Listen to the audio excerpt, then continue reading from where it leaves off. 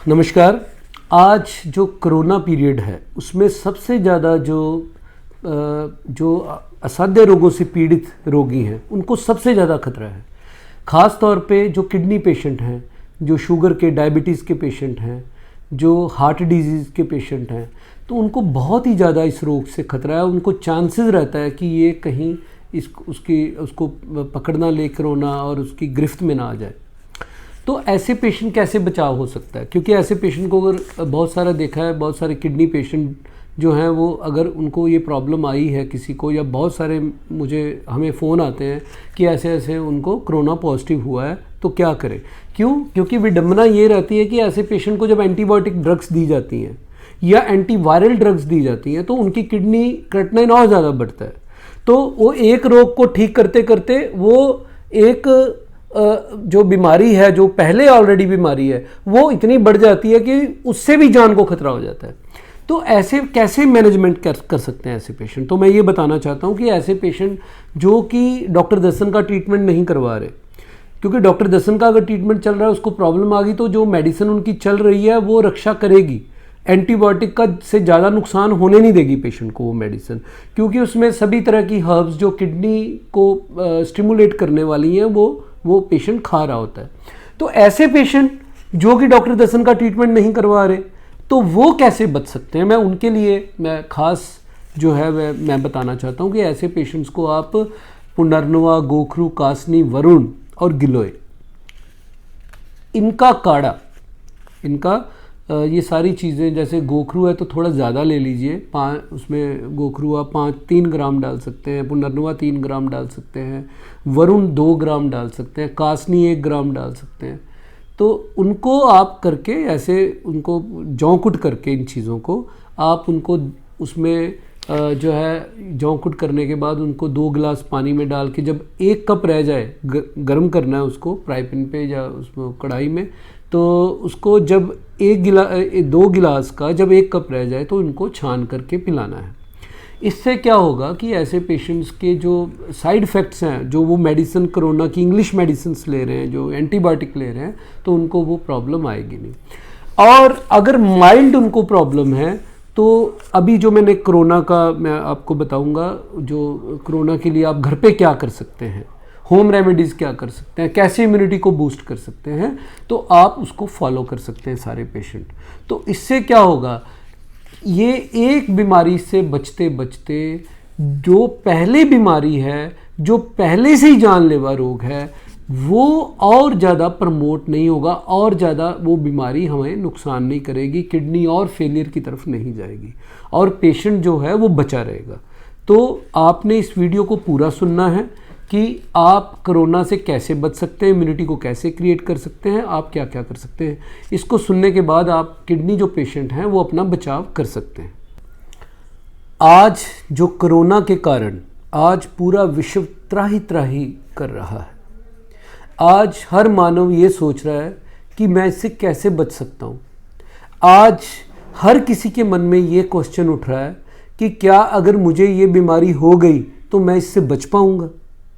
आज बच्चे से लेकर बूढ़ा, जवान, हर किसी के मन में एक डर जो है वो सता रहा है उसको कि मैं इस रोग से, इस कोरोना वायरस से कैसे बच सकता हूँ। तो सबसे पहले हमने आज जो भी गवर्नमेंट्स की गाइडलाइंस हैं हमने उनको फॉलो करना है। सबसे पहले हमने इससे बचना कैसे है, मैं ट्रीटमेंट के बारे में आपको क्या आप कर सकते हैं, घरेलू इलाज क्या कर सकते हैं, वो मैं आपको बताऊंगा। लेकिन सबसे पहले आपने इससे बचना कैसे है ये देखना है। जो गवर्नमेंट्स की, जो हमारी सरकार की जो इंस्ट्रक्शंस हैं उसको आपने फॉलो करना है। आपने मास्क लगा के रखना है, मास्क को ज़्यादा हाथ नहीं लगाना, आपने मास्क को पूरा नाक तक ऊपर उसको अप्लाई करना है, ताकि बहुत सारे ऐसे होते हैं कि वो मास्क को नीचे सिर्फ केवल होंठों तक ही रखते हैं और उनका जो नोज़ है वो एयर में रहता है और वो संक्रमित हो सकते हैं। तो आपने जो डिस्टेंस है बनाकर रखना है। आपने, मैं तो कहूँगा 6 गज की दूरी बनाए रखिए, 3 गज की नहीं, 6 गज की दूरी बनाए रखिए।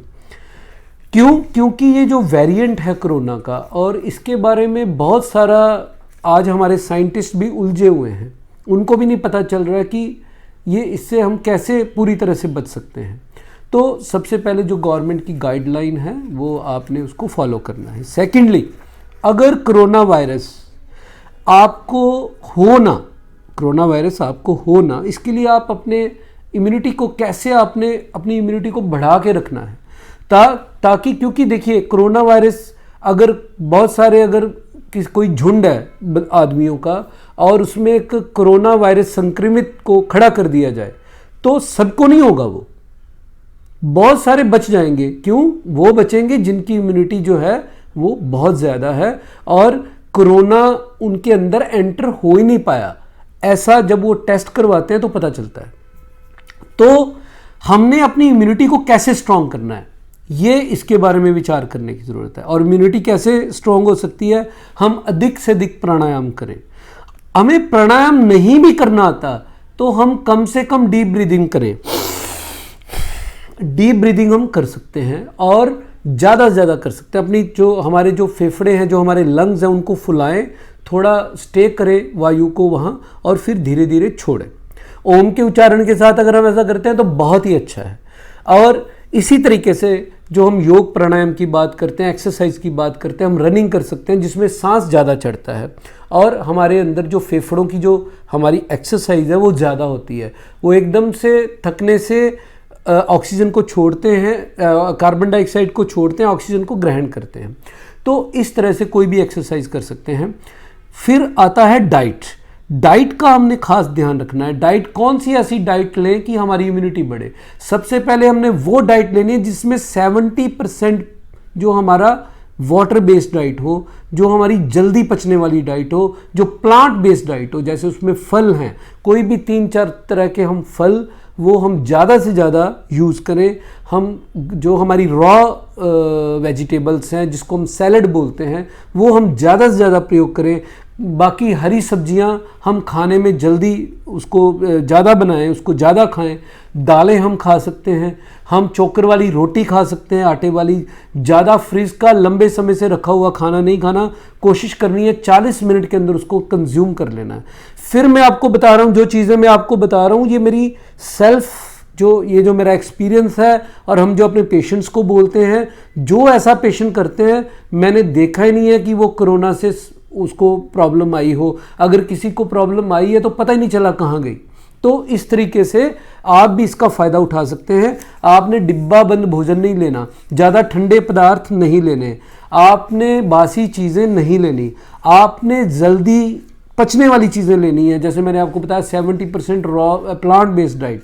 फिर आपने खाना अच्छी तरह चबा करके लेना है। उसको ये नहीं करना कि खाने को हमने ऐसे ही निगल लिया। शरीर का इम्यूनिटी का जोर हमने अपने जो दांतों के काम है दांतों से ही लेने हैं, उसको आंतों से नहीं करना है, ताकि हमारी बॉडी को इतना जोर लग जाए कि और ही कामों में उलझ जाए, वो हमारी बॉडी को रिपेयर कर ही ना पाए। ऐसा काम नहीं हमने करना। हमने ज़्यादा घी तेल वसा युक्त भोजन नहीं लेना। अगर हम बहुत ज़्यादा दौड़ते हैं, बॉडी बिल्डिंग करते हैं, वेट लिफ्टिंग करते हैं तो हम घी तेल वगैरह ले सकते हैं, अदरवाइज हमने नहीं लेना। हमने केवल जो प्लांट बेस्ड डाइट ही ज़्यादा लेनी है। योगा मैंने आपको बता दिया, मैं बार बार रिपीट कर रहा हूँ आपको कि योगा आपने करना है। फर्स्ट नंबर में फिर रिपीट कर रहा हूँ कि गवर्नमेंट्स की जितनी भी इंस्ट्रक्शन है उसको फॉलो करना है। नंबर सेकंड, डीप ब्रीथ करना है। मैं ज़्यादा सिर्फ 5 स्टेप आपको बताऊंगा इससे लड़ने के लिए। सबसे पहले नंबर 1, गवर्नमेंट की जो इंस्ट्रक्शन है उसको फॉलो करना है। सेकेंडली, आपने क्या करना है, योगा प्राणायाम एक्सरसाइज कुछ भी आपने ये काम करना है। सेकंड नंबर 3, आपने प्लांट बेस्ड डाइट लेनी है ज़्यादा से ज़्यादा। आपने डिब्बाबंद भोजन नहीं लेना, खाना चबा कर लेना है, खाने के बाद 1 घंटे बाद पानी पीना है, पानी जब भी पीना है गर्म पानी पीना है। तो ये चीज़ें आप करनी है। अब 4th नंबर पे मैं आपको होम रेमेडीज़ बता रहा हूँ कि आपने क्या करना है। होम रेमेडीज़ में सुबह शाम आप काढ़ा ले सकते हैं जिसमें आप तुलसी, जिसमें मुनक्का, जिसमें गिलोय, जिसमें हल्दी, नीम की कुछ पत्तियाँ और थोड़ा आप उसमें अदरक मिला सकते हैं। और आप ये सब चीज़ें मिलाकर इसको आप बिल्कुल इसको काढ़ा, जैसे आपने ये थोड़ी थोड़ी चीज़ें सारी मिलाई और उसके अंदर आपने 2 गिलास पानी के डाले। जब 1 गिलास रह गया या आप 1 कप रह गया तो उसको आप छान करके पी सकते हैं। तो ये काढ़ा 2 टाइम उसमें शहद मिला सकते हैं, उसमें थोड़ा सा नीचे उतार के नींबू डाल सकते हैं। तो इस तरीके से आपने अगर नींबू की जगह आंवला डाल लें तो बहुत अच्छा। और आंवला क्योंकि हमारी इम्यूनिटी को बूस्ट करता है, एंटीऑक्सीडेंट है, तो आंवले का पाउडर भी आप डाल सकते हैं। ये काढ़ा आपने 2 टाइम पीना ही पीना है। अब आप मान लीजिए आप संक्रमित हो गए किसी तरीके से भी, आपने ये नहीं किया तब हो गए, या ये करते वक्त कुछ आपको लगा कि आपको बुखार जुकाम या आपको खांसी आ रही है, तो आपने क्या करना है महासुदर्शन घनवटी, अगर बुखार है तो आप महासुदर्शन घनवटी 2-2 गोली दिन में 3 बार ले सकते हैं। आप तुलसी, नीम, गिलोय या तो काढ़े में डाल कर लें, आप गिलोय का जूस भी पी सकते हैं एक्स्ट्रा, वो अगर बुखार चढ़ जाता है तो एक्स्ट्रा गिलोय ले सकते हैं। कैसे, आपने 2 फीट उसकी गिलोय की ताज़ा हरी डंडी ले लेनी, उसके छोटे छोटे टुकड़े करने हैं, कुछ थोड़ा सा पानी मिलाना है, मिक्सी में ग्राइंड करना है और उसको अच्छी तरह से छान कर उसका जूस निकाल लेना है। वो आप 2 बार पी सकते हैं दिन में, 3 बार पी सकते हैं, ठीक है। तो उसमें अगर आप नीम की पत्तियां भी डाल लें तो बहुत अच्छी बात है, तुलसी के पत्ते डाल लें बहुत अच्छी बात है।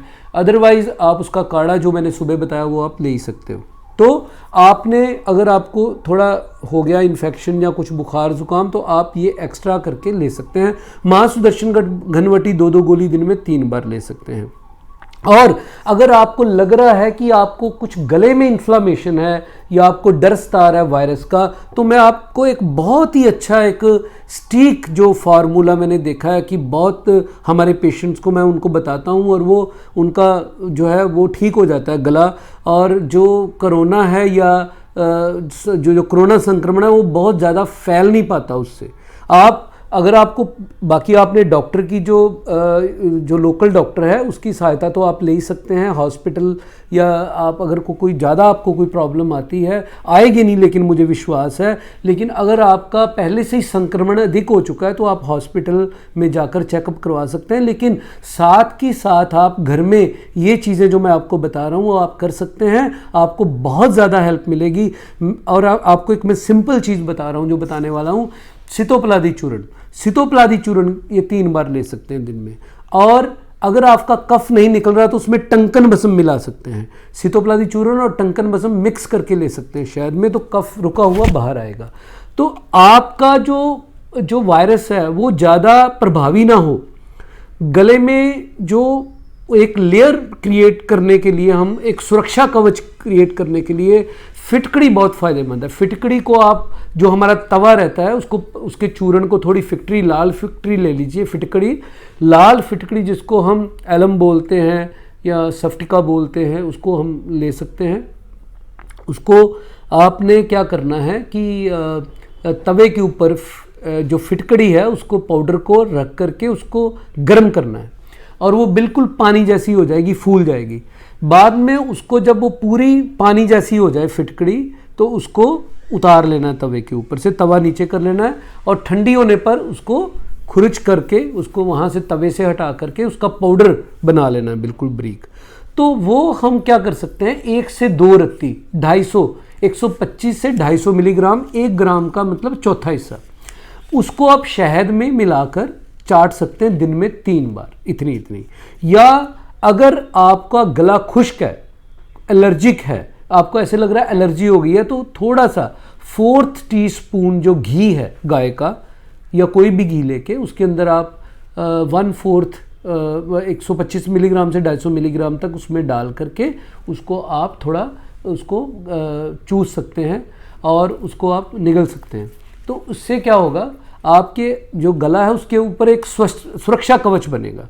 तो आप ये जो मैंने चीज़ें आपको बताई हैं इसका प्रयोग अगर आप करेंगे तो इससे फीवर भी ठीक होगा। बाकी आप संजीवनी वटी सुबह शाम 1-1 गोली ले सकते हैं और ये सब चीज़ें आप कर सकते हैं। इससे आपको, मुझे नहीं लगता कि आपको किसी ट्रीटमेंट की ज़रूरत पड़ेगी इसके बाद अगर आप ये करते हैं। अगर आपको लगता है फिर भी कि ये मेरा रोग थोड़ा सा बढ़ रहा है तो आप डॉक्टर की सहायता जो है वो ले सकते हैं। इसके साथ आप एलोपैथिक मेडिसिन का भी यूज़ कर सकते हैं। आप अश्वगंधा पाउडर 1-1 चम्मच सुबह शाम साथ में ले सकते हैं अपनी इम्यूनिटी को बूस्ट करने के लिए। च्यवनप्राश चाहें तो वो भी ले सकते हैं। अगर आप ये चीज़ें अपने घर में रखते हैं, इनका कोई नुकसान नहीं है, किसी भी प्रकार का कोई भी नुकसान नहीं है। अगर आप ये सारी चीज़ें अपने घर में एक सुरक्षा कवच के भांति रखते हैं, या अगर आपको किसी लगता है कि हाँ किसी को सर्दी लग रही है, किसी को ज़ुकाम हो गया थोड़ा सा, तब भी आप इनको ये अप्लाई कर सकते हैं। तो अगर आप ऐसा करते हैं तो मुझे लगता है कि आपको एक जो एक कवच है वो आपके घर में ये इन दवाइयों के रूप में आपकी रक्षा के रूप में आपकी रक्षा करेगा, और आपको ये जो कोरोना वायरस है उससे आपको जो है वो नुकसान नहीं होगा। इसीलिए आपको मैं फिर बार बार कहता हूँ कि ये जो मैंने आपको पॉइंट बताए हैं उन सबको फॉलो करो, स्वस्थ रहें, खुश रहें। धन्यवाद।